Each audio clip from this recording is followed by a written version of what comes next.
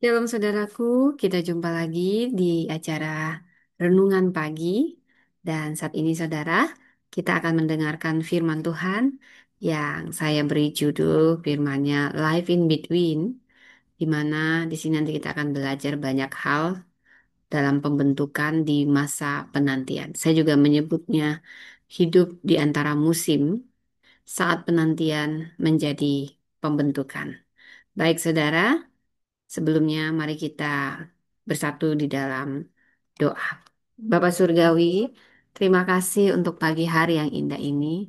Terima kasih untuk kebaikan, kemurahan-Mu, karena anugerah-Mu. Pagi yang indah ini Kau berikan buat kami. Sepanjang kawal malam Kau menjaga kami. Saat ini hamba-Mu akan memberitakan kebenaran firman-Mu. Ambil alih hamba-Mu Roh Kudus, urapi hamba, penuhi hamba dengan hikmat marifat.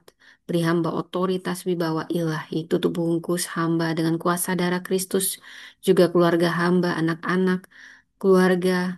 Tolong Tuhan, kami juga mohon bicara pribadi lepas pribadi. Siapapun yang mendengarkan firman-Mu ini dikuatkan. Firman-Mu ini menutrisi kami, mendewasakan kami, mengkoreksi kami. Lebih lagi semakin berkenan di hadapan-Mu. Kami bukan hanya pendengar, tapi kami pelaku firman. Kami patahkan segala kuasa penghalang.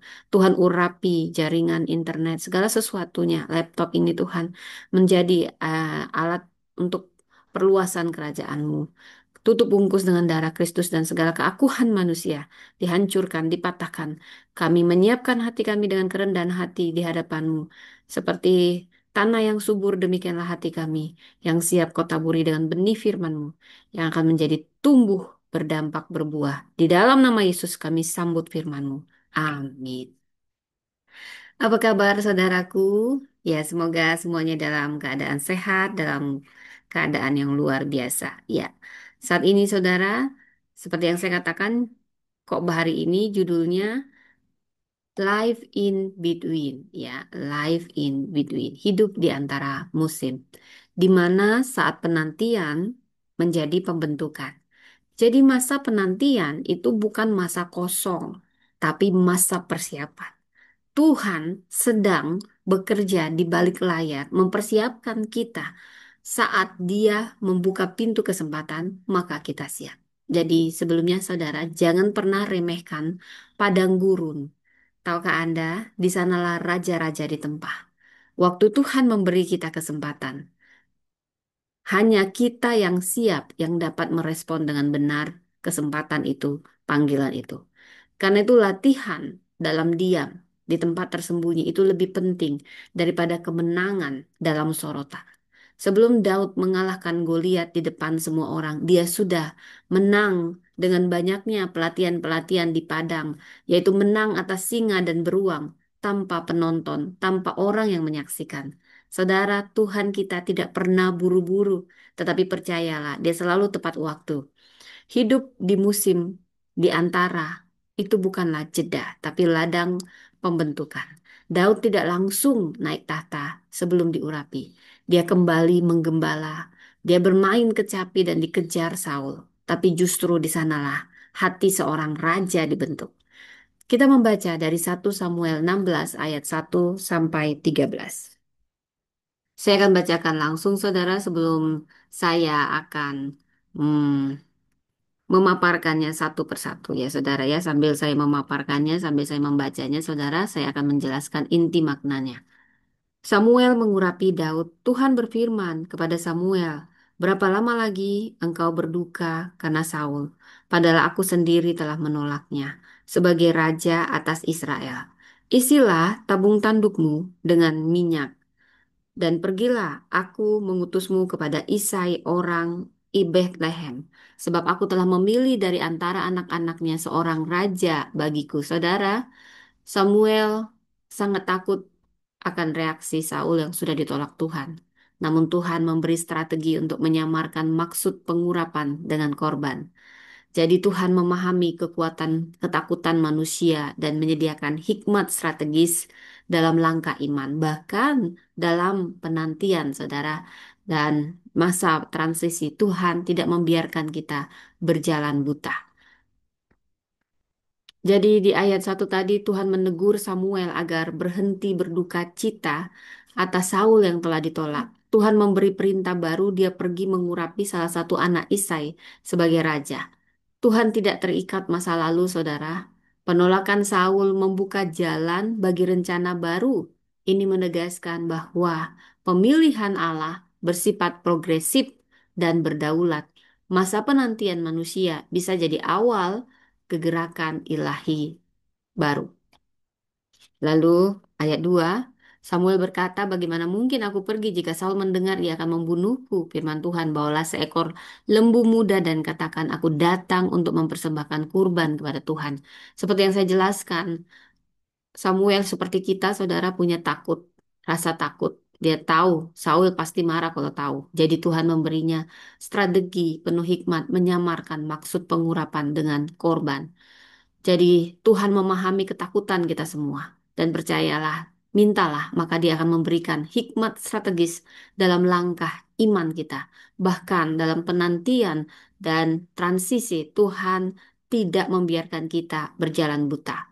Saudara ayat 3, undanglah Isai ke upacara kurban, aku akan memberitahukan kepadamu apa yang harus kau lakukan.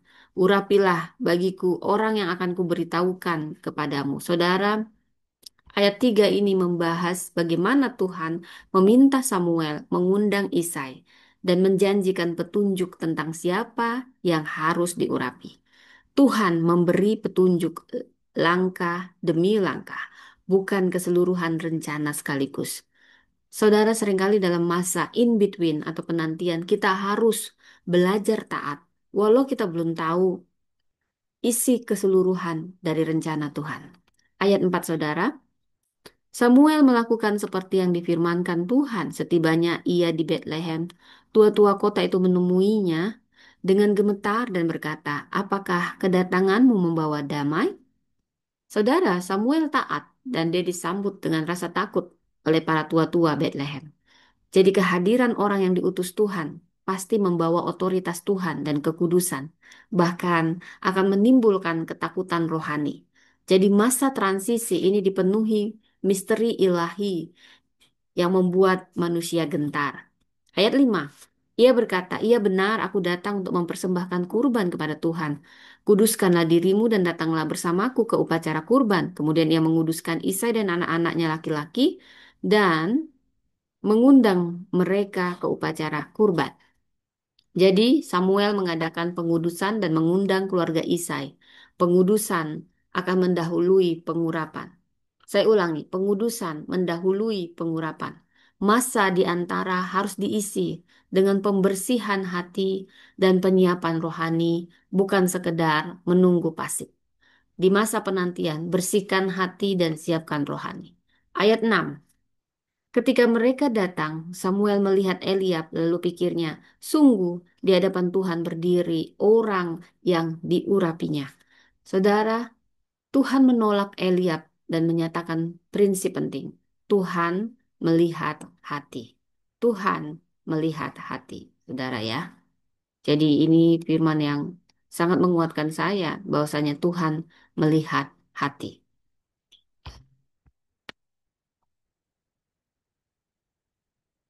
Sebentar ya, saudara. Tuhan melihat hati.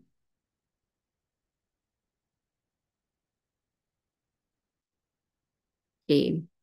Jadi dari sini kita belajar, saudara.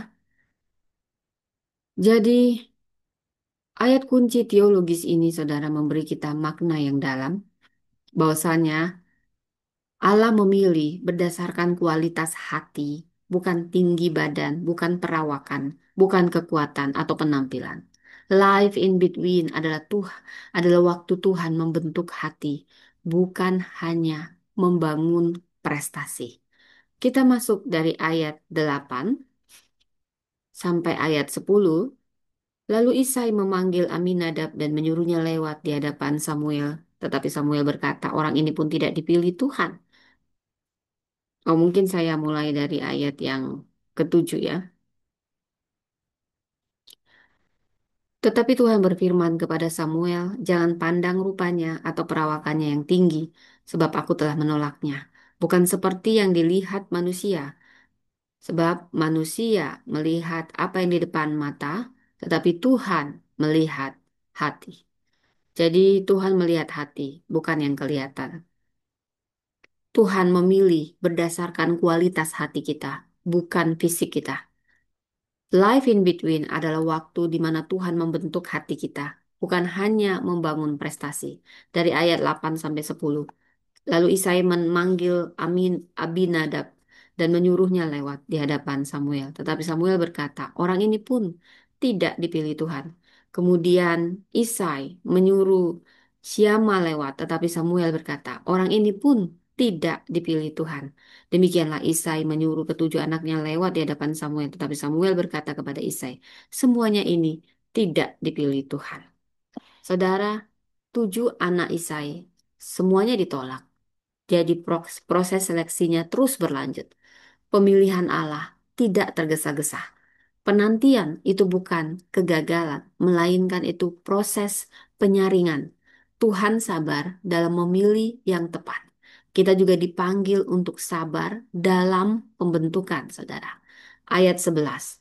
Lalu Samuel berkata kepada Isai, ini ke anakmu semuanya? Jawabnya, masih ada yang bungsu tetapi sedang menggembalakan kambing. Kata Samuel kepada Isai, suruhlah orang menjemput dia sebab kita tidak akan duduk makan sebelum ia datang ke sini. Daud belum dipanggil karena dianggap tidak penting, hanya menggembalakan domba. Ayah ibunya sendiri menolak dia, abang-abangnya juga meremehkan dia. Manusia bisa mengabaikan kita, tapi Tuhan tidak pernah salah alamat. Masa gembala adalah masa latihan, bukan keterlambatan.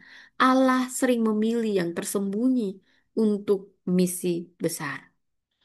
Ayat 12. Kemudian Isai menyuruh orang untuk menjemput dia. Pipinya kemerah-merahan, matanya indah dan tampan kelihatannya.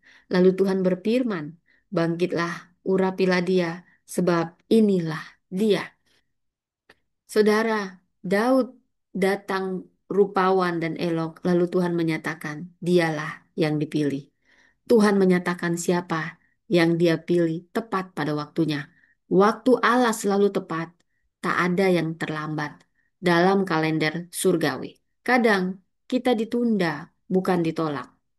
Ayat 13, Samuel mengambil tabung tanduk yang berisi minyak itu dan mengurapi Daud di antara saudara-saudaranya. Sejak hari itu dan seterusnya, roh Tuhan menguasai Daud, lalu berangkatlah Samuel menuju Ramah. Demikian firman Tuhan dari ayat 13 kita tahu saat Samuel mengurapi Daud, barulah roh Tuhan mulai berkuasa atasnya. Lalu Samuel kembali ke Ramah. Tapi di sini kita tahu pengurapan itu bukan akhir, tapi itu justru awal. Lalu Daud diurapi, tapi dia tetap kembali ke ladang. Kehidupan in between yang panjang. Roh Tuhan hadir untuk memampukan, bukan langsung mempromosikan. Saya ulangi, Roh Tuhan hadir untuk memampukan kita, bukan langsung mempromosikan. Masa persiapan tetap harus dijalani. Dari sini kita belajar. Tuhan memilih secara pribadi, personal, dan mendalam, bukan berdasarkan kriteria umum. Saudara, masa transisi seperti life in between adalah waktu emas untuk persiapan, bukan kekosongan. Bahkan setelah dipilih dan diurapi, Daud tetap harus menunggu, menggembala, menghadapi Goliat sebelum tahta diberikan. Dan percayalah, pada masa penantian Roh Tuhan bekerja dahsyat. Saudara, dari ayat-ayat ini, kalau kita tahu awalnya bagaimana Tuhan mengatakan pada Saul, berapa lama lagi engkau berduka cita, saudara? Ini Tuhan menegur Samuel karena terlalu lama berkabung atas Saul. Walau Samuel mengasihi Saul, Tuhan telah menolaknya. Tuhan tidak terikat pada perasaan manusia, tapi dia bertindak berdasarkan kedalamannya. Dia bergerak maju, bahkan saat kita masih terjebak dalam masa lalu. Jadi, kadang kita memang sepertinya tidak bisa melangkah ke musim baru karena terlalu larut dalam duka dan kehilangan. Dari sini kita belajar untuk merelakan apa yang telah Tuhan lepaskan agar kita tidak melewatkan apa yang Tuhan sedang kerjakan. Belajar merelakan yang Tuhan telah lepaskan agar tidak melewatkan apa yang dikerjakannya. Kita tidak bisa hidup di masa depan jika hati kita masih terikat di masa lalu.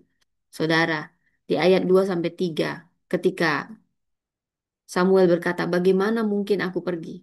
Samuel takut karena secara politis tindakan ini dianggap makar. Tuhan memberi strategi, bawa korban dan undanglah Isai. Dia melakukan kepatuhan dan hikmat. Kepatuhan dan hikmat akan sering berjalan bersama.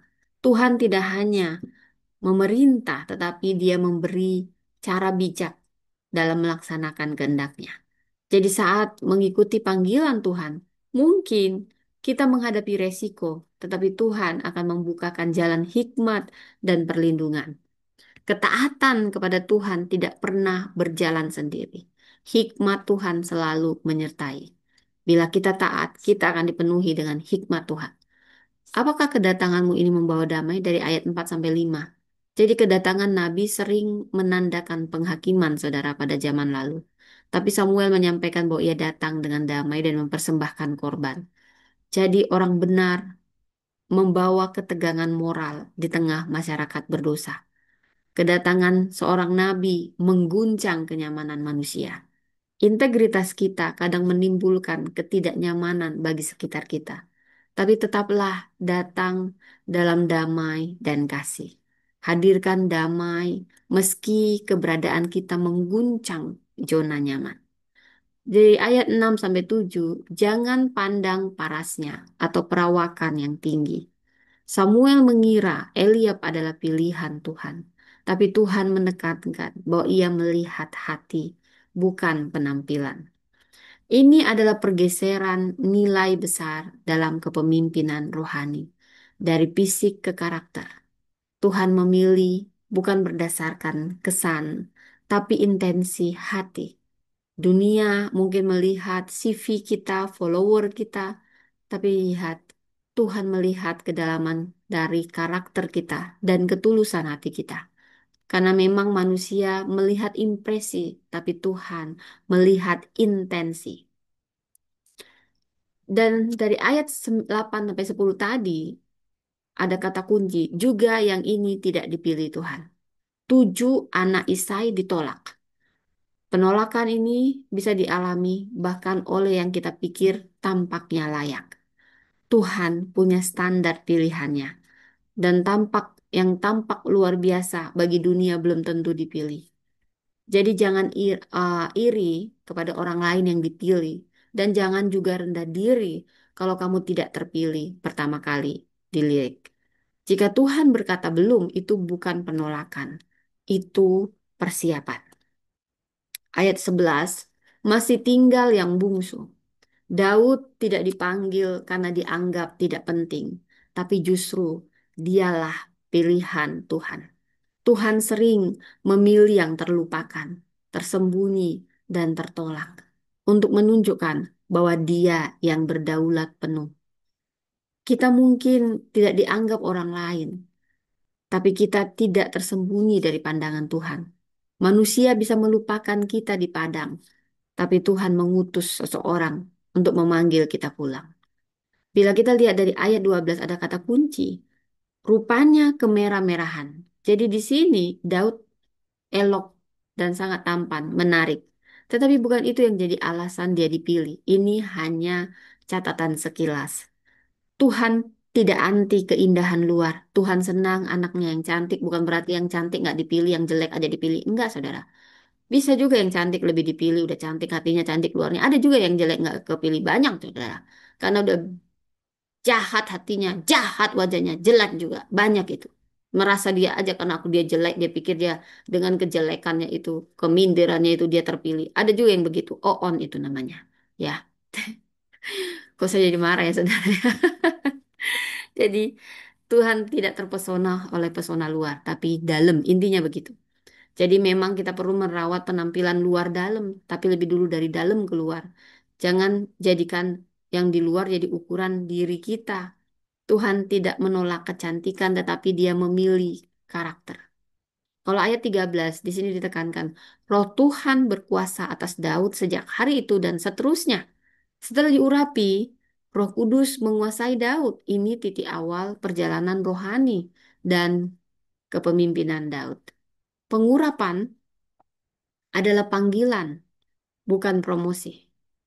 Pengurapan adalah panggilan, bukan promosi. Tuhan mempersiapkan Daud dalam perjalanan yang panjang sebelum naik tahta. Jadi setelah menerima janji atau visi Tuhan, jangan langsung menuntut hasil. Terimalah proses pembentukan karakter di padang seperti Daud di padangnya. Dari minyak urapan percayalah itu akan sampai pada mahkota kerajaan.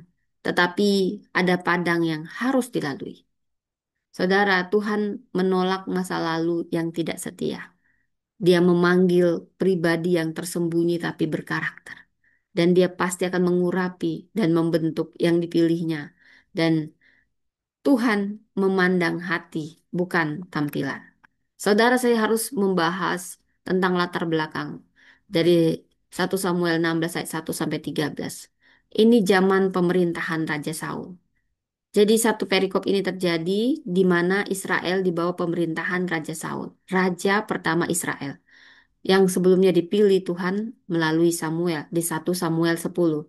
Tapi karena ketidaktaatan Saul, terutama saat mempersembahkan korban tanpa mau menunggu Samuel dan tidak sepenuhnya menaati perintah Tuhan dalam memusnahkan Amalek, Tuhan menolak dia sebagai raja. Ada transisi kepemimpinan ilahi. Saat Saul masih berkuasa secara politik, secara rohani dan propetik, Tuhan sudah mencabut otoritasnya. Jadi di 1 Samuel 16, ini titik awal peralihan kepemimpinan dari Saul ke Daud yang saat itu remaja, tidak dikenal publik. Bila kita membahas dari latar sosial dan kultural, saudara, masyarakat patriarkal ini dan penampilan fisik Israel saat itu sangat menekankan penampilan luar, juga menekankan tentang garis keturunan, peran militer, dan Saul, saudara, juga dipilih karena penampilannya tinggi, gagah. Tapi tidak heran Samuel awalnya mengira Eliab, anak tertua dari Isai, yang mirip Saul, yang akan dipilih Tuhan. Dan sering sekali anak bungsu diremehkan, saudara. Daud anak bungsu, dianggap nggak penting. Tidak diajak saat Isai dan anak-anaknya dikuduskan untuk bertemu Nabi. Ini mencerminkan budaya waktu itu di mana anak sulung lebih dihargai sementara anak bungsu disisihkan dari peran strategis. Wow, Peter, tutup, tutup. Maaf ya, saudara. Anak saya, tutup nak. Mama lagi kok. Tutup, pingsan sana, tutup. Tutup itu, tutup, tutup. Anak baik. Oke, saudara. Jadi pekerjaan sebagai gembala juga ini yang ditaruh pada Daud karena anak bungsu tersisi, tapi dia menjadi gembala. Walaupun pekerjaannya kelas rendah, beresiko, sepi, dan dianggap tidak penting.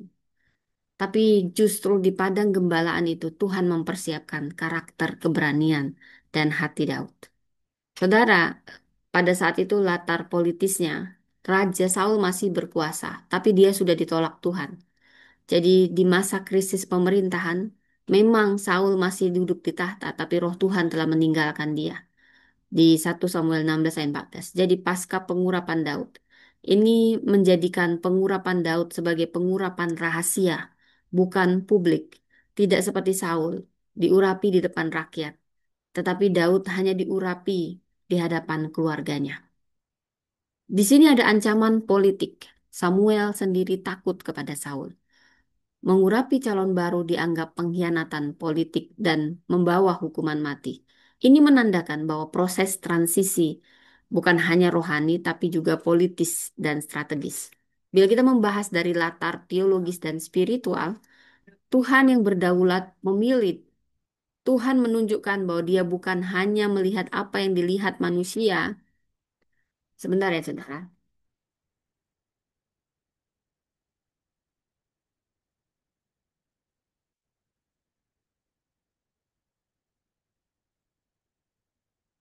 Maaf saudara, ada saja gangguan ya, tapi kita lanjut firman Tuhan. Jadi pengurapan dan Roh Kudus saat Daud diurapi, Roh Tuhan mulai berkuasa atasnya. Jadi Tuhan yang berdaulat memilih, dan dia bukan hanya melihat yang dilihat manusia, tapi terlebih hati. Dan ini yang akan menjadi tema kita, pengurapan dari Roh Kudus. Saat Daud diurapi, Roh Tuhan mulai berkuasa atasnya. Ini peristiwa spiritual penting. Karena dalam perjanjian lama, Roh Kudus turun secara khusus atas individu yang dipilih Tuhan untuk misi tertentu. Di sini ada proses pembentukan karakter. Jadi latar spiritual menunjukkan bahwa pengurapan bukanlah promosi langsung ke tahta, tapi awal dari proses panjang yang penuh formasi karakter, ujian iman, dan kesetiaan.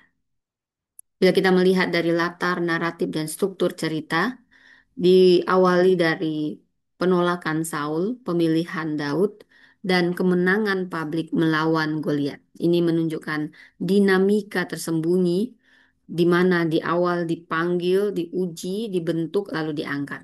Ada ritme utama dalam tema kita, life in between. Hidup di antara masa panggilan dan masa penggenapan. Jadi bagaimana life in between ini kita bisa pahami? Ini adalah masa di mana panggilan Tuhan sudah datang, tapi penggenapan belum tiba. Masa pengurapan telah diberi, tapi tahta belum terlihat. Masa di mana kita diproses dalam sunyi agar saat panggung tiba, kita siap tampil bukan jatuh. Secara Tuhan tidak terburu-buru mengangkat seseorang, tetapi dia teliti dalam membentuknya. Karena lebih penting menjadi pribadi yang tahan uji daripada sekedar naik cepat lalu jatuh.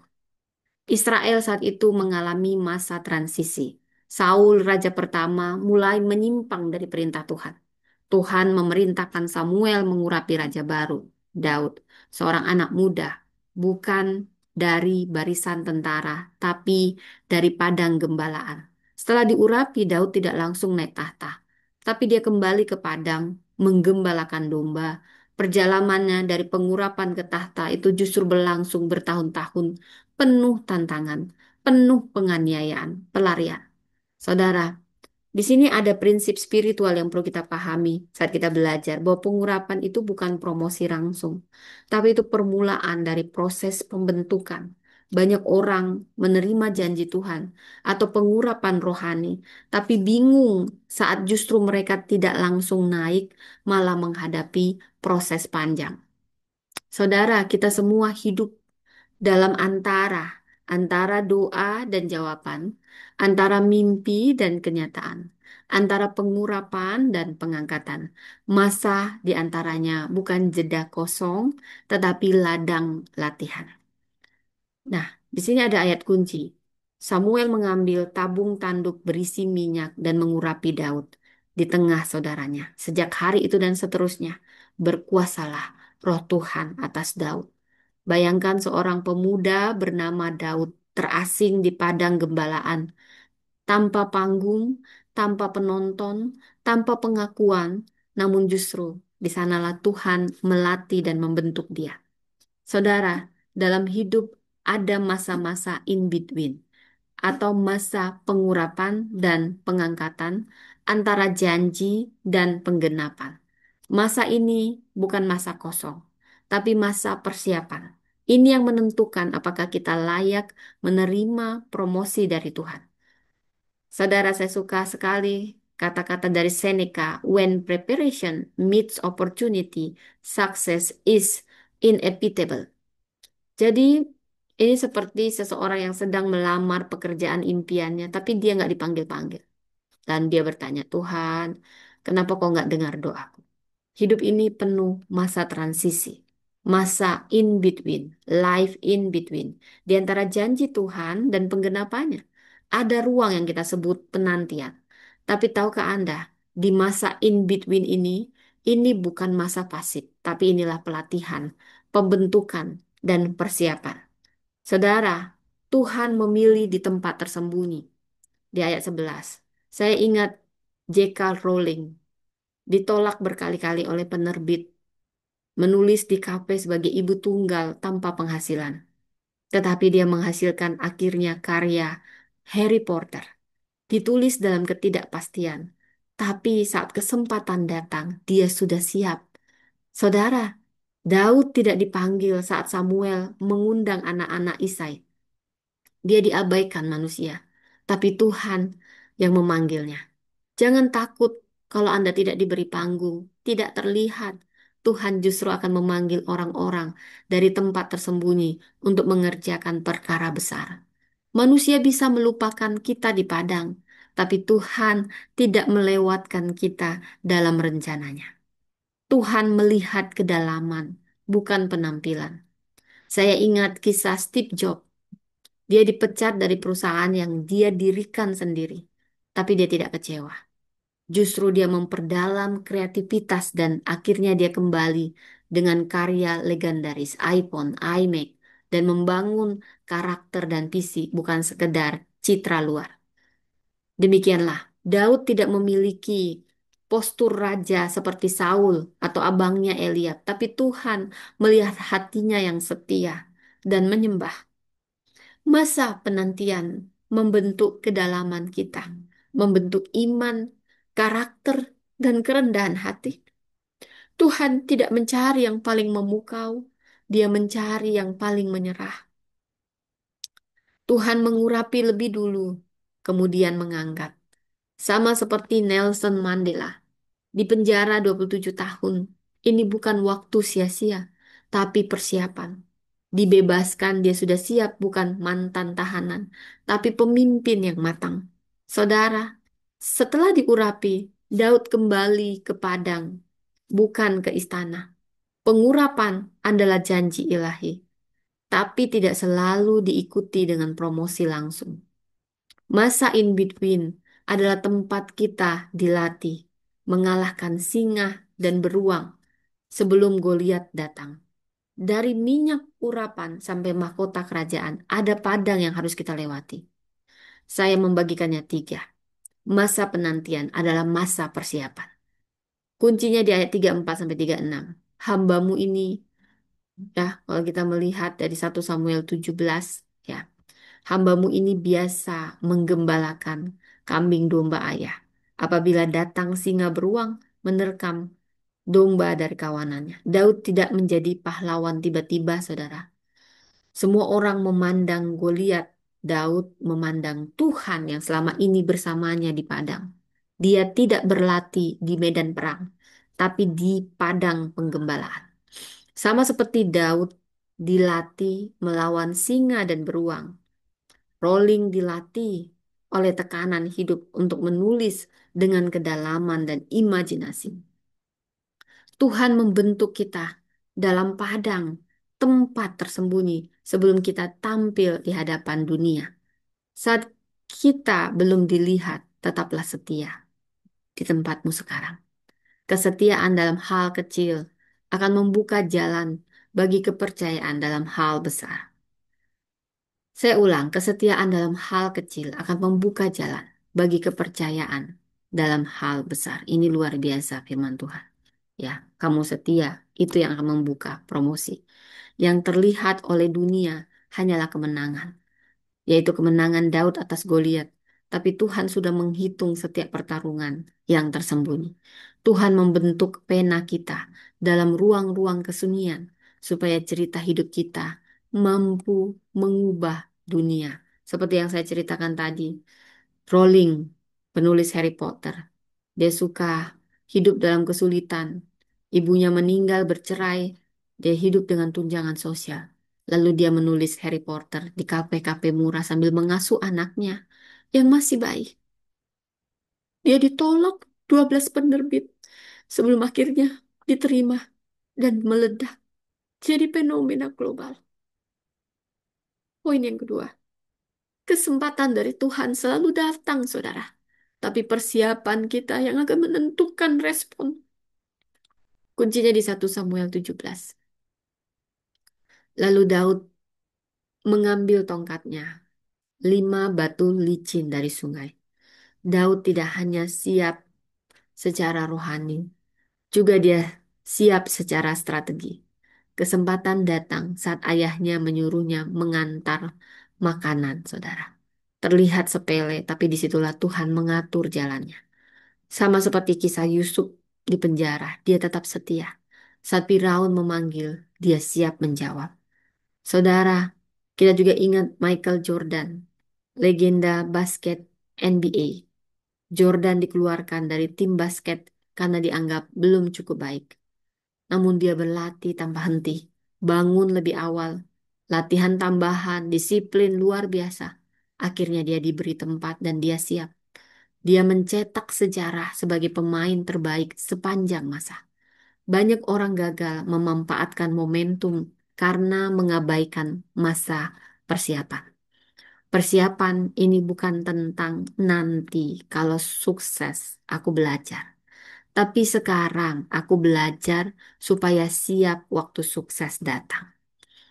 Kesempatan bisa datang kapan saja, tapi kesiapanlah yang membuat seseorang bisa mengubah peluang jadi sejarah.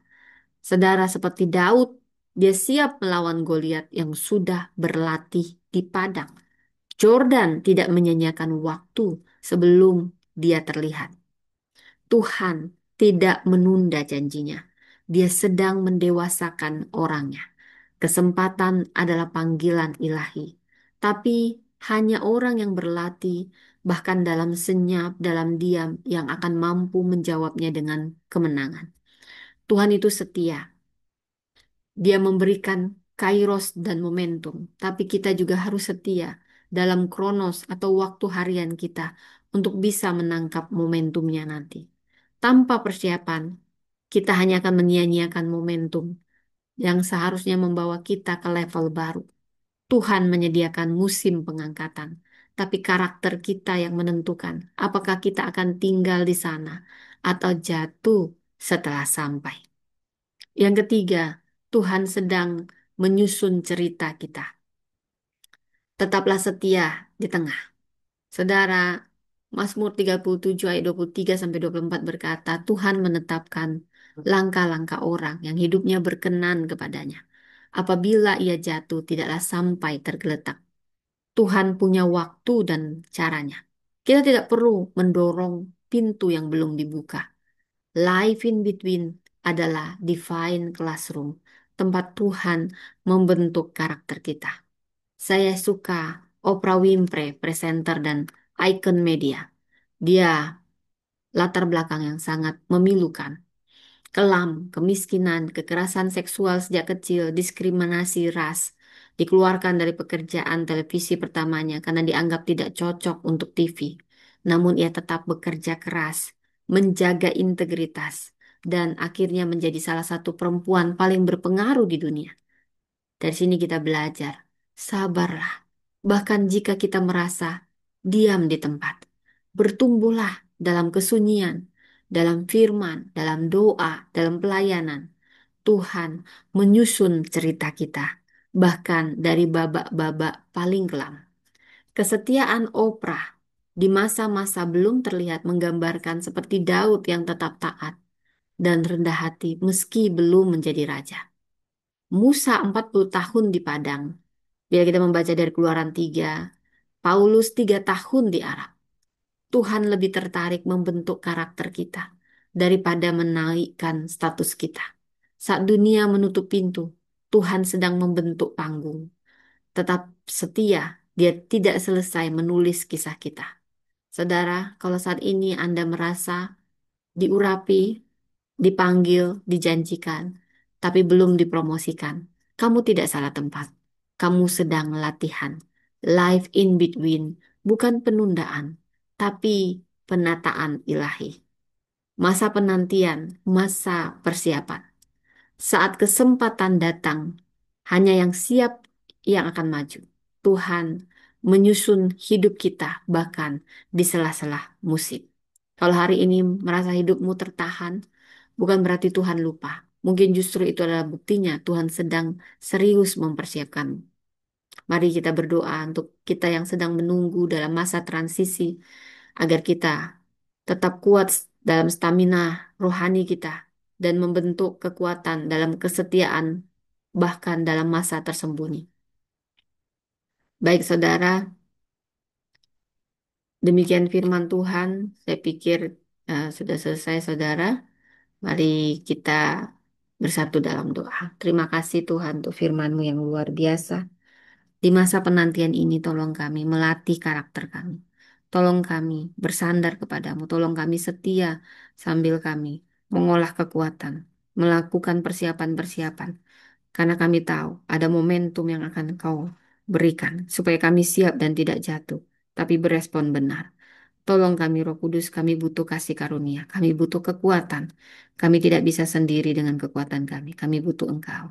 Bantulah dalam persiapan di masa transisi di tempat tersembunyi. Engkau memberi kami kekuatan untuk menggali kekuatan lebih lagi sebelum kami menyambut mahkota kemenangan. Terima kasih. Kami siap menjadi pelaku firman-Mu di dalam nama Yesus. Amin. Demikian firman Tuhan, saudaraku. Tuhan memberkati. Jadi, Anda di masa penantian, jangan Anda berkecil hati. Itu masa pembentukan kita menjadi lebih lagi saat Tuhan mempromosikan kita. Tuhan memberkati.